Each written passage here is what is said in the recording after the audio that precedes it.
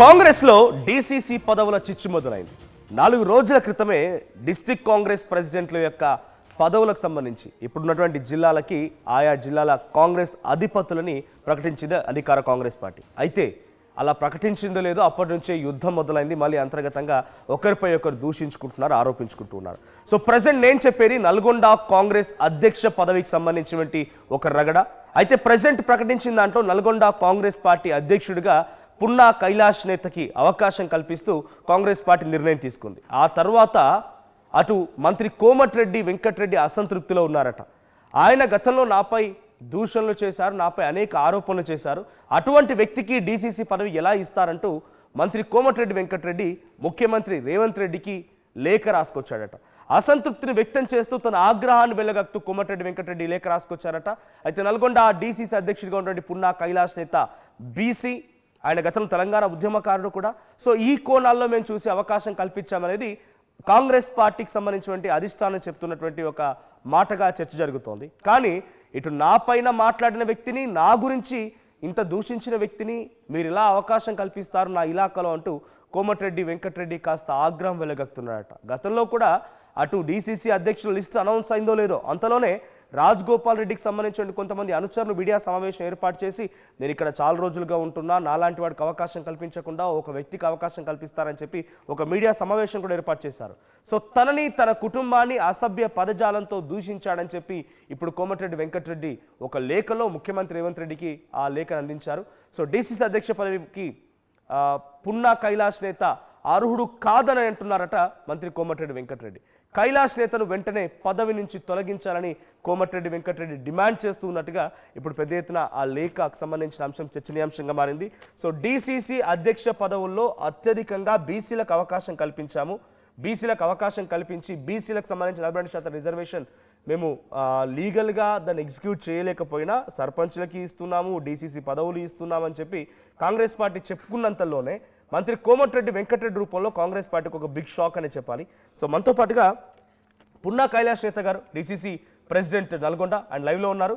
కైలాష్ నేత గారు నమస్తే. Firstly congratulations. Thank you sir, thank you very much sir. Right.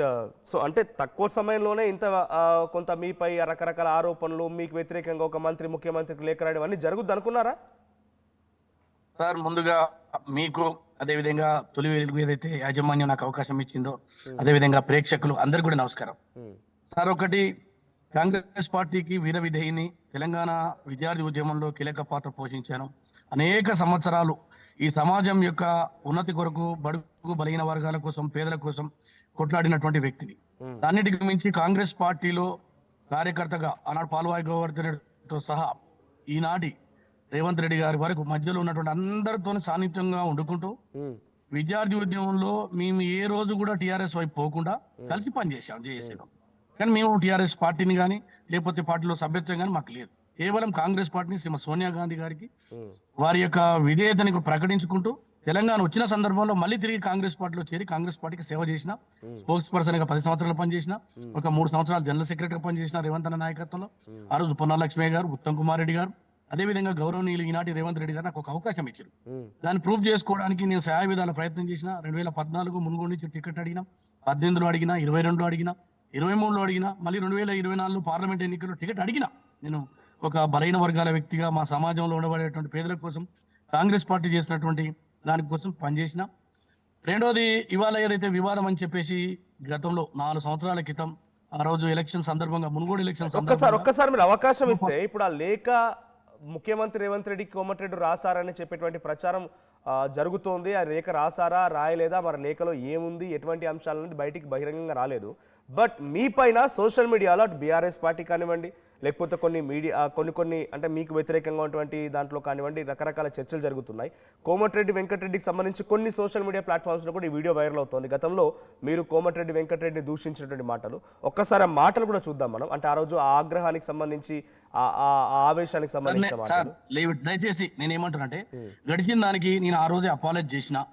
వాస్తవంగా వాళ్ళ పెద్దలు, రాజకీయాల అనుభవైకులు, ఈ జిల్లాలో రాజకీయ దురంధరులు, సామాజిక సేవలో ముందుండేటువంటి కోమటిరెడ్డి బ్రదర్స్ ఇవాళ సమాజంలో ఏ వ్యక్తికి ఆపత్తి వచ్చినా, కోమటిరెడ్డి వెంకటరెడ్డి అన్న కావచ్చు, మా రాజగోపాల్ అన్న కావచ్చు, పేదల యొక్క హృదయాన్ని చూరగొన్న ఏకైక వ్యక్తి ఈ జిల్లాలో ఇవాళ సమాజంలో ఉండేటువంటి పేదలకు దేవునిగా కొలచబడుతున్నటువంటి మా నాయకులని ఆ రోజు నేను అనుకోకుండా రాజకీయంగా ఒక మాట అనడం తప్ప, రెండోది మరొక వ్యక్తిగతంగా దూషణకు పాల్పడి, అంటే సమాజం అంగీకరించిన భాషతోటి నేను ముందుకు పోయినా, దాన్ని వెనుకకు తీసుకున్నా. నేను ఆ రోజు కూడా క్షమాపణ కోరిన.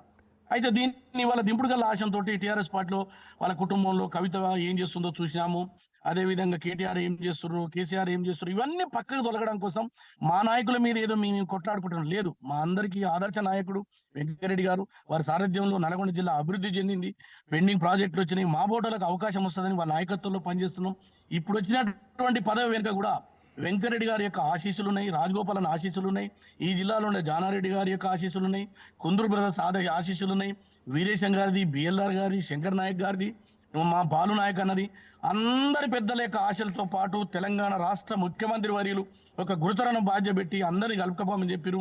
పిసిసి అధ్యక్షుల వారు బలహీన వర్గాల బిడ్డ రాహుల్ గాంధీ గారి ఆలోచనని ఈ రాష్ట్రంలో ఇంప్లిమెంటేషన్ చేసి 42% మా పార్టీలో ఇచ్చి ఈ దేశంలో ఈ రాష్ట్రంలో ఆదర్శంగా నిలిచిన వీళ్ళందరికీ మా బలహీన వర్గాల పక్షాన నేను మరొకసారి ధన్యవాదాలు చేస్తూ, ఏదన్నా పొరపాటు జరిగితే నేను ఒక్కసారి కైలాష్ గారు డైరెక్ట్ గా అఫీషియల్ అండ్ లెటర్ ప్యాడ్ పైన ఈ రకంగా రాసుకొచ్చారన్న బహిరంగ లేఖనే ఉంది, బయటకు వచ్చింది అది ఆర్టీవీ దగ్గర. నేను చదువుతాను.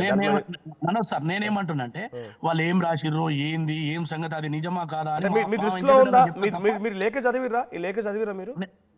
నాకు వచ్చింది, కానీ మా అన్న చెప్తే తప్ప ఇవాళ మీకు తెలియని కాదు. ఇప్పుడు ఏ వచ్చింది, ఏమేమో చేస్తున్నారు, ఎట్టెట్టనో చేస్తున్నారు.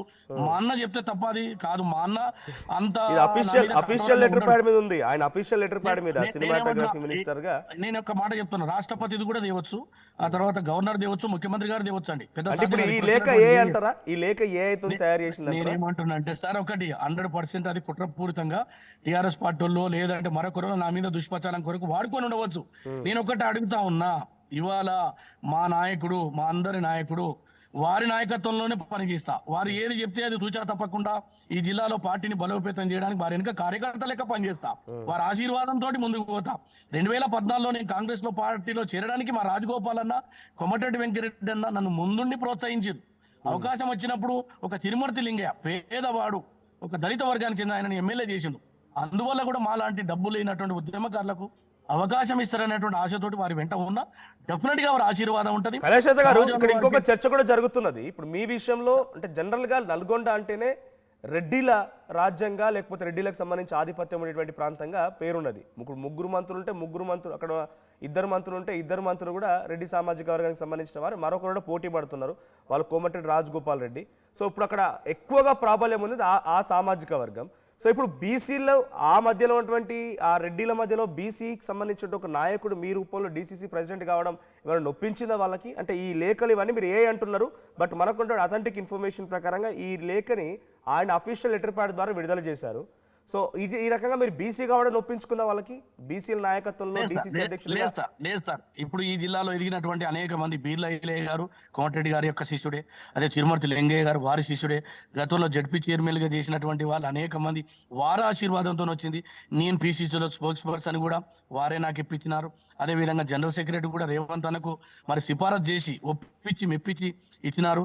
సరే, రాజకీయాల్లో అనేక సందర్భాలలో అనేక మంది తిట్టుకుంటారు, కానీ నేను వాస్తవంగా పెద్దల మీద అనుచితమైనటువంటి వ్యాఖ్యలు చేసినట్టు ఆ రోజు అపాలజీ చేసిన.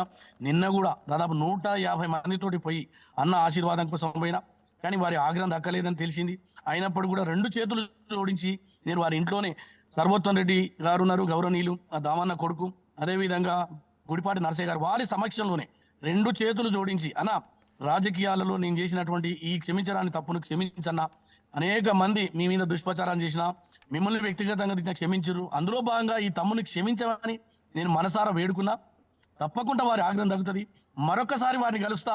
ఈ జిల్లాలో మాకు రేవంత్ రెడ్డి గారు ఇచ్చినటువంటి ఏదైతే ప్రజా సంక్షేమ పథకాలు కానీ, అభివృద్ధి కానీ, ప్రాజెక్టులు కానీ, కాలేజీలు కానీ, నిరుద్యోగ సమస్య కానీ, గతంలో మీకు తెలియదేం కాదు, పిసిసి అధ్యక్షుడిగా ముఖ్యమంత్రి, ఇప్పుడున్నటువంటి ముఖ్యమంత్రి గతంలో పిసిసి అధ్యక్షుడిగా ఉన్న సమయంలో రేవంత్ రెడ్డి గారు, ఆ సమయంలో కోమటిరెడ్డి రాజగోపాల్ రెడ్డి రేవంత్ రెడ్డి మధ్య దూషణలు జరిగినాయి, కోమటిరెడ్డి వెంకటరెడ్డి అండ్ రేవంత్ రెడ్డి మధ్య దూషణలు జరిగినాయి. ఇప్పుడు మంత్రివర్గంలో చాలా మంది విభేదాలు చాలా రకాలుగా ఉండేది, బహిరంగంగా తిట్టుకున్న సందర్భాలు కూడా ఉన్నాయి కోమటిరెడ్డి అండ్ రేవంత్ రెడ్డి మధ్యలో.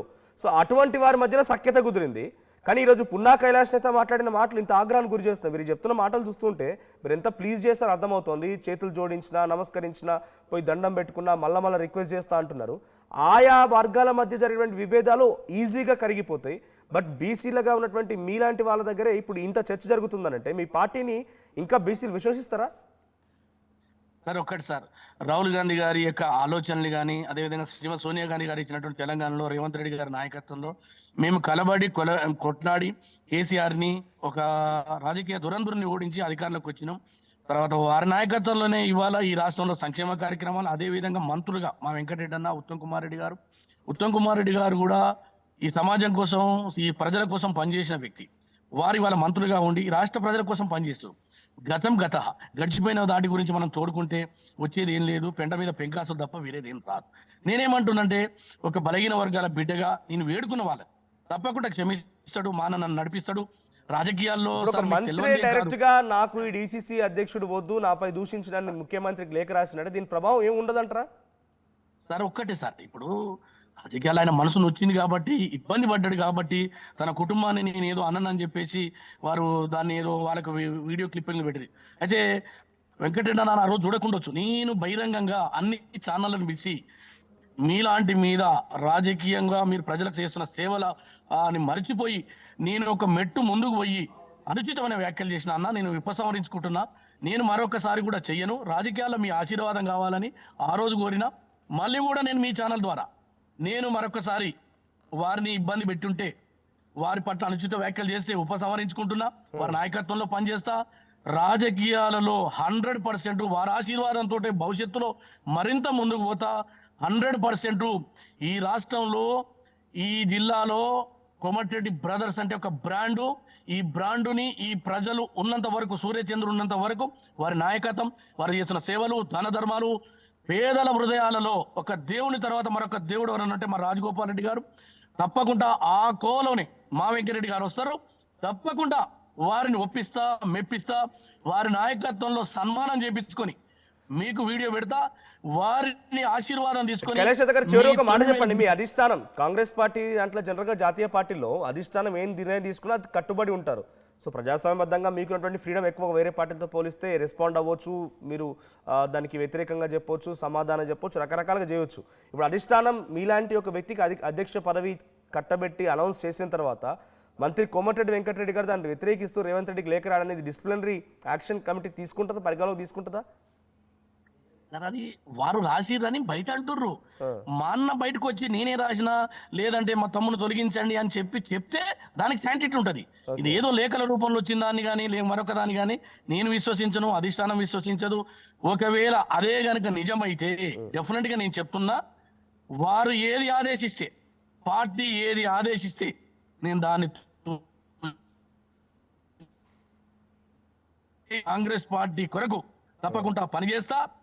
ఈ రాష్ట్రంలో రేవంత్ రెడ్డి గారి నాయకత్వంలో 2029లో ప్రభుత్వాన్ని తెచ్చి రాహుల్ గాంధీ గారిని ఈ దేశ ప్రధానమంత్రిని చేసి అఫీషియల్ గా చట్టసభలలో 42% బీసీల ఆత్మగౌరవాన్ని నిలబెట్టడానికి అన్ని ప్రయత్నాలు కార్యకర్తగా చేస్తా.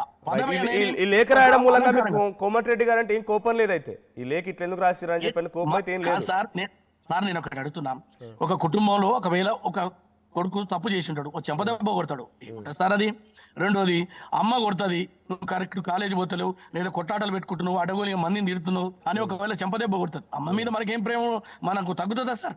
ప్రేమ ఉంటది, అభిమానం ఉంటది. మీరు కుటుంబంలో గొడవ పెట్టుకుంటున్నారు ఇప్పుడు, అంతేనా సార్? నేను అట్టంటలేను సార్, నేను తప్పు చేసిన అనేటువంటి వారికి భావన కలిగింది కాబట్టి నన్ను మందలిస్తుండు.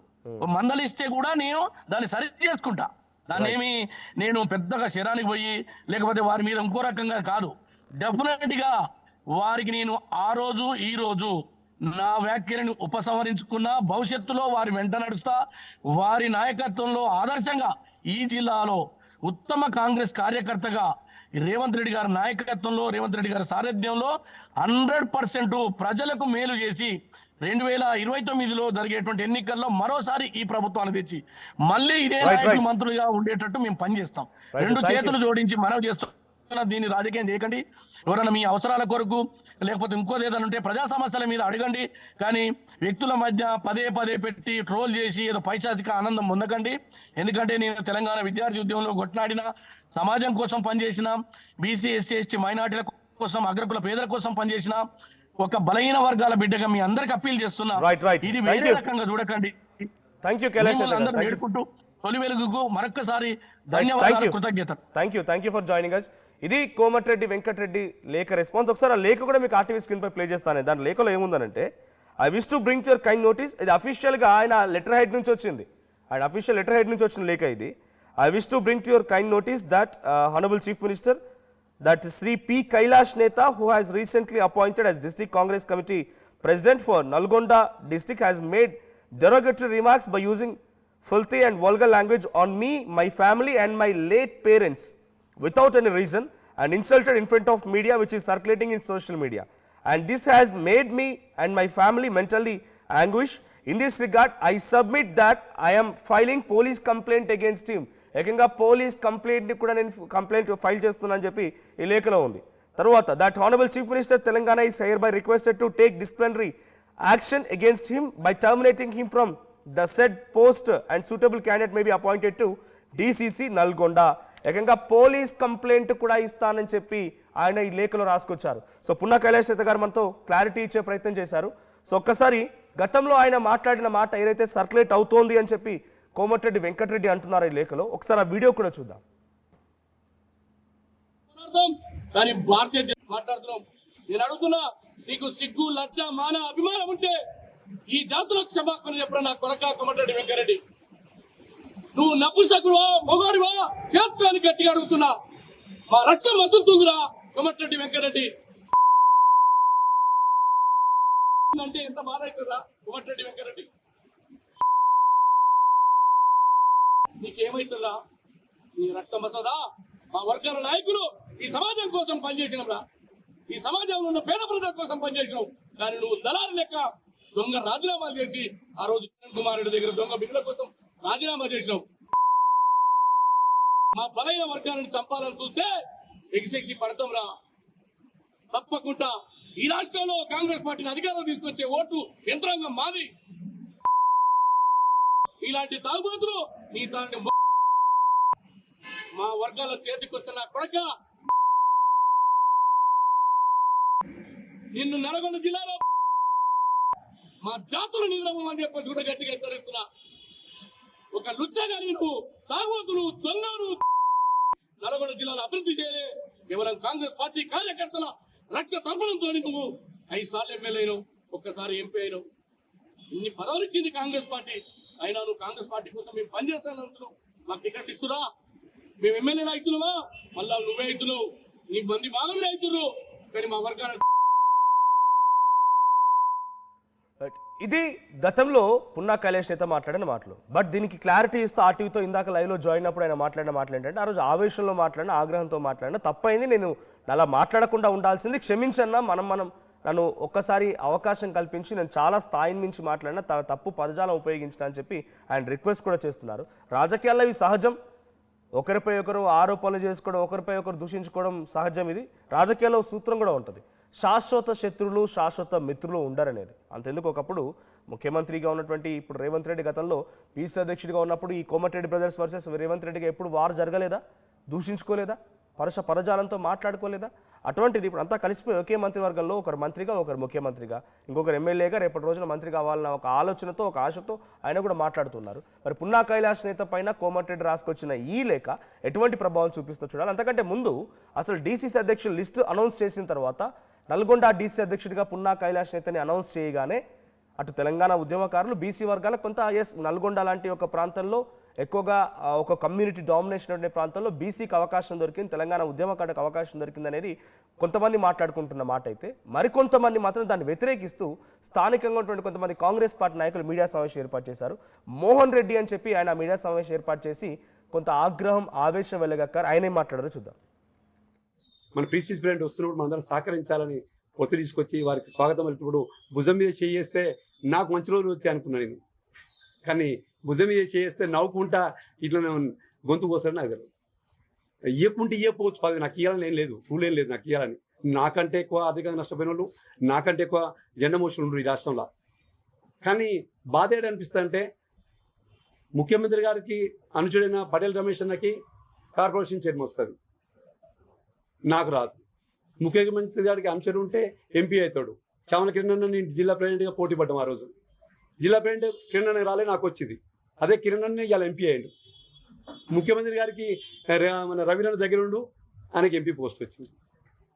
అంటే నాకేమనిపిస్తుంది అంటే నేను బూత్ స్థాయిలో పనిచేయడం అనేది కరెక్ట్ కాదని నాకు అనిపిస్తుంది. కానీ రేపు రాబోయే స్థానిక సంస్థల ఎలక్షన్లో ప్రియతమ నాయకులు కోమటిరెడ్డి వెంకటరెడ్డి గారు కావచ్చు, మన సీఎం రేవంత్ రెడ్డి గారు తీసుకున్నటువంటి 6 గ్యారెంటీలు కావచ్చు, సన్న బియ్యం కావచ్చు, ఇప్పుడు చీరల పంపిణీ కావచ్చు, ఇవన్నీ తీసుకొని మనం రేపు స్థానిక సంస్థల్లో నల్గొండ జిల్లాలో ఉన్నటువంటి ఇంకో ముఖ్యంగా ఒక విషయం ఏంటంటే నాకు బాధ అనిపించింది ఇప్పుడు ఈ ప్రెస్ మీట్ పెట్టడానికి. ఏంటంటే నల్గొండ కాన్స్టిట్యున్సీలో 100% నా పేరు చెప్పారు, పక్కన నకరెక్కలు నా పేరు చెప్పారు, మిర్యాలలో అని చెప్పారు, దేవరకొండ చెప్పారు, మునుగోడు చెప్పారు, సాగర్లో అయితే బహిరంగంగా చెప్పాడు. ఒక యువజన కాంగ్రెస్ మిత్రులు ఉండే వాళ్ళు చెప్పారు నాకు.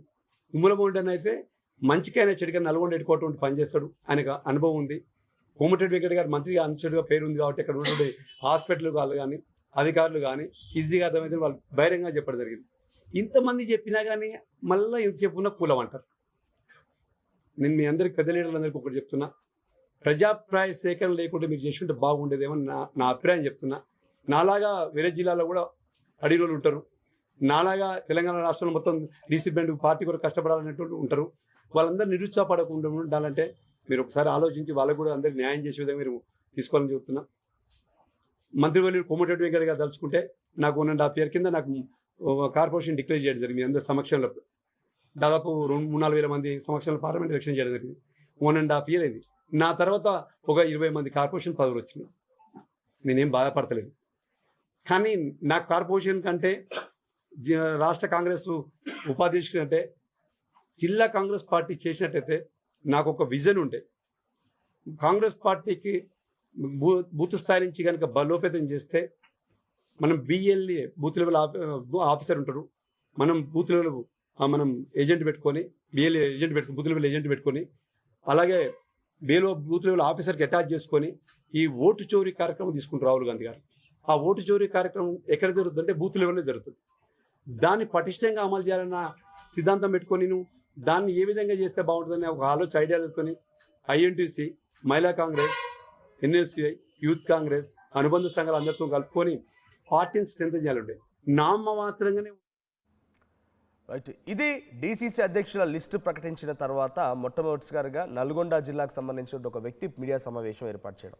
మోహన్ రెడ్డి ఆయన నేను కార్పొరేషన్ చైర్మన్గా ఆశించిన అవకాశం దొరకలేదు, నాకు చాలామంది నాతో పోటీ పడ్డవారు చామల కిరణ్ కుమార్ రెడ్డి లాంటి వాళ్ళు ఎంపీ అయ్యారు, రఘువీర్ రెడ్డి లాంటి వాళ్ళు ఎంపీ అయ్యారు, అటు చాలామంది కార్పొరేషన్ పదవులు వచ్చినాయి, నాకు మాత్రం ఏదీ రాలేదు. తర్వాత డీసీసీ అధ్యక్ష పదవి ఆశించినా కూడా అది కూడా దక్కలేదు. మీరు ప్రజాభిప్రాయ సేకరణ చేయలేరు, నాగార్జున సాగర్లో బహిరంగంగా చెప్పుకొచ్చిర్రు, మునుగోడులో చెప్పిర్రు, నల్గొండలో చెప్పిర్రు, దేవరకొండలో చెప్పిర్రు, మిర్యాలగూడలో చెప్పిర్రు.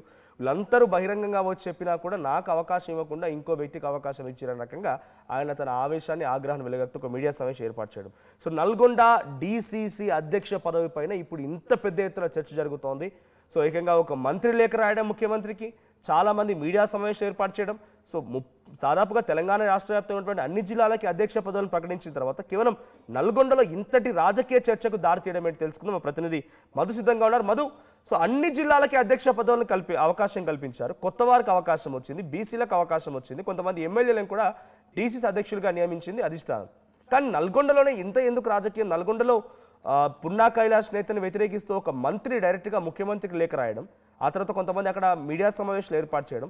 నల్గొండ దగ్గరే ఎందుకు ఇంత చర్చ జరుగుతోంది, ఎందుకు ఇంత రాజకీయ రచ్చ జరుగుతోంది అక్కడ? గతంలో పున్నా కైలాష్ మాట్లాడినటువంటి వీడియో ప్రస్తుతం మళ్ళీ సోషల్ మీడియాలో వైరల్ అవుతా ఉంది, పెద్ద ఎత్తున వైరల్ చేస్తా ఉన్నారు.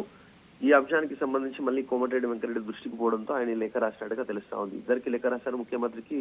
గత నల్గొండలో ఎఫ్ఐఆర్ బుక్ కావాల్సిన పోలీసులకి లేఖ రాశారు. ఆయన తనను తన కుటుంబాన్ని అసభ్య పదజాలంతో దూషించారు అంటూ పోలీసులకి, ముఖ్యమంత్రికి దాంట్లో లేఖ రాస్తూ చాలా స్పష్టంగా ఆయన పైన కేసు ఫైల్ చేయాలి, తర్వాత క్రమశిక్షణ చర్యలు తీసుకొని ఇమీడియట్ గా డీసీసీ పదవి నుంచి తప్పించి కొత్త వారిని ఎంపిక చేయండి అక్కడ అనేటువంటి స్టేట్మెంట్ చేస్తా ఉన్నారు. ఇప్పుడు అయ్యేటువంటి పని అయితే కనిపించట్లేదు అది. ఎందుకంటే డైరెక్ట్ గా మంత్రి ఒక డీసీసీ ప్రెసిడెంట్ సంబంధించినటువంటి ఎన్నికను తప్పుబడుతూ లేఖ రాయడం అనేటువంటిది పెద్ద ఎత్తున వైరల్ గా మారుతా ఉంది.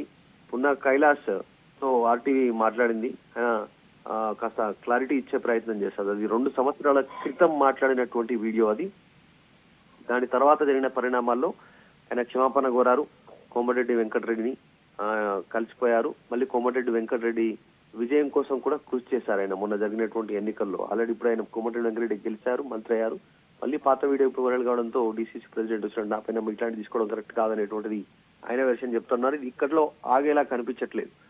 పున్నా కైలాష్ నిన్న కోమటిరెడ్డి వెంకటరెడ్డిని కలవడానికి ఇంటికి వెళ్లారు. నిన్న ఆయన అనుచరులతో కొంతమందితో కలిసి కృతజ్ఞత చెప్పడానికి వెళ్తే కోమటిరెడ్డి వెంకటరెడ్డి కనీసం షేక్ హ్యాండ్ కూడా ఇవ్వడానికి ఇష్టపడలేదు. ఆయన ఇక్కడ నుంచి వెళ్లిపోవాలంటూ హుకుం జారీ చేయడంతో ఆయన ఉన్న కైలాష్ నేత చాలాసేపు మంత్రిని రిక్వెస్ట్ చేశారు. పాత వీడియో దాన్ని వదిలేయండి, ఇక్కడ నుంచి కలిసి పనిచేద్దాం పార్టీ కోసం అని చెప్పినా కూడా అక్కడ నుంచి వెళ్ళిపోవాలనేటువంటిది ఒక దాదాపు 30 నుంచి 40 నిమిషాలు ఆయన అక్కడ వెయిట్ చేసినా కోమటిరెడ్డి వెంకటరెడ్డి కనీసం షేక్ హ్యాండ్ కూడా ఇవ్వడానికి ఇష్టపడలేదు. పున్నా కైలాష్ నేతతో డీసీసీ ప్రెసిడెంట్ గా ఎన్నికైనటువంటి నేతతో చాలాసేపు హైడ్రామా నడిచింది. వెళ్లిపోయారు. ఆయన చాలాసేపు రిక్వెస్ట్ చేసినా కూడా మంత్రి విననట్టుగా తెలిసింది. అక్కడ నుంచి తిరిగి వెళ్లిపోయారు. తర్వాత మిగతా నాయకులను కలుస్తూ వెళ్తా ఉన్నారు. డీసీసీ ప్రెసిడెంట్ అయిన తర్వాత ఇప్పుడు లేఖ రాయడం పైన పెద్ద ఎత్తున చర్చ కాంగ్రెస్ రెస్పాన్స్ ఉంటుందా? ముఖ్యమంత్రి నుంచో లేకుంటే అధిష్టానం నుంచో ఏమైనా రెస్పాన్స్ ఉంటుందా? డైరెక్ట్ గా ఇప్పుడు పీసీసీ అధ్యక్షుడిగా ఉంది మహేష్ కుమార్ గౌడ్. ఆయన ఏదన్నా డీసీసీ అధ్యక్షుల పనులు నియమించేది ఆయన. సో ఆయనకు కాకుండా ముఖ్యమంత్రి రేవంత్ రెడ్డికి ఇక్కడ రిక్వెస్ట్ లెటర్ పెట్టారు. అది కూడా అఫీషియల్ లెటర్ ప్యాడ్ నుంచి, ఆయన అఫీషియల్ లెటర్ ప్యాడ్ నుంచి ఈ లేఖ బయటకు వచ్చింది. సో ఇప్పుడు ఈ లేఖ ద్వారా ఏదైనా రెస్పాన్స్ ఉంటుందా కాంగ్రెస్ పార్టీలో? ఒకవేళ పున్నా కైలాష్ నేత బీసీ సామాజిక వర్గం, ఆయనను టచ్ చేస్తే మళ్ళీ రాష్ట్ర వ్యాప్తంగా కూడా కాంగ్రెస్ అపవాదు ఎదుర్కొనే పరిస్థితి ఉంటుంది. ఎందుకంటే బీసీలకు పెద్దపీట వేస్తున్నాం అనేటువంటిది కాంగ్రెస్ పార్టీ చెప్తా ఉంది. 42% రిజర్వేషన్ ఇస్తామన్నాం, అది సాధ్యం కాకపోవడంతో ఇప్పుడు స్థానిక సంస్థల ఎన్నికలకు వెళ్తా ఉన్నారు. సో బీసీలకు పెద్దపీట వేసాము మన డీసీసీలో అనేటువంటిది కాంగ్రెస్ పార్టీ చెప్తా ఉంది. మళ్ళీ ఇప్పుడు ఆయన జరిపితే వివాదంగా మారే అవకాశం ఉంది. మరొకసారి బీసీలకు సంబంధించిన అంశంలో కాంగ్రెస్ పార్టీ మోసం చేస్తున్నటువంటి చర్చ జరిగే పరిస్థితి ఉంటుంది. అంత ఈజీగా ఉండే పరిస్థితి అయితే ఇప్పట్లో కనపడట్లేదు. కానీ కోమటిరెడ్డి వెంకటరెడ్డి ఎందుకు లేఖ రాశారు? ఆయన మంత్రి హోదాలో ఉంటూ డీసీసీ ప్రెసిడెంట్ ఎన్నికను వ్యతిరేకిస్తూ లేఖ రాయడం అనేటువంటిది పెద్ద ఎత్తున చర్చ కొనసాగుతుంది. ఇది ఇప్పట్లో ఆగేలా లేదు. యాక్చువల్ గా ఈ రోజు కొద్దిసేపటి తర్వాత మరికొద్దిసేపట్లో కోమటిరెడ్డి వెంకటరెడ్డి మంత్రి నల్గొండ జిల్లాకు వెళ్తా ఉన్నారు. కొద్దిసేపట్లో మరి డీసీసీ ప్రెసిడెంట్ కైలాష్ నేత నల్గొండలోనే ఉన్నారు ప్రస్తుతం. అక్కడ వెళ్ళిన తర్వాత భారీ అనుచరగణంతో ప్రస్తుతం కోమటిరెడ్డి వెంకటరెడ్డి అక్కడికి రీచ్ అవుతా ఉన్నారు ఆయన మద్దతుదారులతో. ఏం జరుగుతుందో అనేటువంటి ఒక కన్ఫ్యూజన్, ఒక టెన్షన్ వాతావరణం నల్గొండకు సంబంధించినటువంటి జిల్లాలో ఉంది. ఈ మంత్రి లేఖ రాసిన తర్వాత డైరెక్ట్ గా అక్కడికి వెళ్తా ఉన్నారు. పున్నా కైలాష్ నేత డీసీసీ ప్రెసిడెంట్ నియామకం ఆయన నల్గొండలోనే ఉన్నారు. ఏం జరుగుతుందో అనేటువంటి ఒక ఉద్రిక్తతకు సంబంధించినటువంటి చర్చ కొనసాగుతుంది. ఇద్దరి మధ్య గతంలో పెద్ద ఎత్తున వైరుధ్యం ఉంది. సిచ్యువేషన్ ఇక్కడ చిన్న క్లారిఫికేషన్ ఏంటంటే కోమటిరెడ్డి రాజగోపాల్ రెడ్డి పున్నా కైలాష్ నేతను సమర్థిస్తున్నారు. ఆయన ఒక మంచి బీసీ నాయకుడికి, కింది స్థాయి నుంచి వచ్చినటువంటి ఒక నాయకుడికి డీసీసీ ప్రెసిడెంట్ ఇచ్చాననేటువంటిది ఆయన అప్రిషియేట్ చేశారు పున్నా కైలాష్ నేతని. కానీ అన్న కోమటిరెడ్డి వెంకటరెడ్డి మాత్రం వ్యతిరేకిస్తూ లేఖ రాయడం పెద్ద ఎత్తున కాంగ్రెస్ పార్టీలో చర్చ కొనసాగుతుంది. Right, thank you Madhu. So మొత్తంగా అటు కోమటిరెడ్డి బ్రదర్స్లో రాజగోపాల్ రెడ్డి మాత్రం పున్నా కైలాష్ నేత అధ్యక్ష పదవిని రావడం అనేది ఆయన అప్రిషియేట్ చేస్తున్నారు, ఆయన్ని సన్మానిస్తున్నారు, మంచి వ్యక్తి, బీసీ వ్యక్తి అని చెప్తున్నారు. కానీ కోమటిరెడ్డి వెంకటరెడ్డి మాత్రం నాపై గతంలో దూషించాడు, మా లేట్ పేరెంట్స్ అంటే మా తల్లిదండ్రులపై దూషణలు చేశాడు, నా కుటుంబాన్ని దూషించాడు, నేను చాలా ఆగ్రహానికి గురయ్యాను, తర్వాత నా కుటుంబం కూడా కొంత ఆగ్రహంగా ఉంది, ఆయనపై కంప్లైంట్ ఇవ్వబోతున్నాను పోలీసులకి, ఆ వీడియోలు ఇప్పుడు వైరల్ అవుతున్నాయి, ఆ తర్వాత ఆయన అధ్యక్ష పదం తొలగించమని చెప్పి ముఖ్యమంత్రి రేవంత్ రెడ్డికి లేఖ రాసుకొచ్చారు. ఈ రోజు ఆయన అనుచరగణంతో పెద్ద నల్గొండ జిల్లాకు వెళ్తున్నారట. మరి మంత్రి కోమటిరెడ్డి వెంకటరెడ్డి లేఖ తర్వాత ఈ రోజు వెళ్ళడం ఎలా జరుగుతుంది, అక్కడ ఎటువంటి పర్యటన ఉంటుంది, ఏ రకంగా ఆయన స్టేట్మెంట్స్ ఇస్తారో చూడాల్సిన అవసరం అయితే ఉంది. సో మొత్తంగా ఒక అధ్యక్షుని తొలగించమని మంత్రే డైరెక్ట్గా ముఖ్యమంత్రికి లేఖ రాయడం ఇప్పుడు సర్వత్రా చర్చనీయాంశంగా మారింది. సో బీసీలకు మేము న్యాయం చేస్తాం, బీసీల పక్షాన ఉన్నామని చెప్పేటువంటి కాంగ్రెస్ పార్టీ బీసీలకి అధ్యక్ష పదవి, జిల్లా అధ్యక్ష పదవి వచ్చినందుకు ఇంత ఆగ్రహం వెలుగక్కుతున్నారా అనే రకంగా ఇంకో కూడా చర్చ జరుగుతోంది. నిజంగానే ఈ లేఖపైన మన రెస్పాన్స్ ఉంటుందా అనేది మాత్రం తెలియదు. బట్ కొంత పొలిటికల్ సినారియో, పొలిటికల్గా హీట్ మాత్రం రాజేస్తుందని చెప్పాలి. నల్గొండ జిల్లా డీసీసీ పదవి పైన ఇప్పుడు కొంత కోమటిరెడ్డి ఆగ్రహం వెళ్ళగక్కడం, దానికి వ్యతిరేకంగా ఇంకొంతమంది మాట్లాడడం, వీడియోలు వైరల్ అవ్వడం అంతా కూడా ఒక పొలిటికల్ హీట్ రాజేసింది. బట్ ఈ పొలిటికల్ హీట్ మధ్యలో ఏం జరుగుతుందో చూడాలి. అసలైన తొలి వెలుగు. ఫాలో వాట్సాప్ @తొలి వెలుగు official.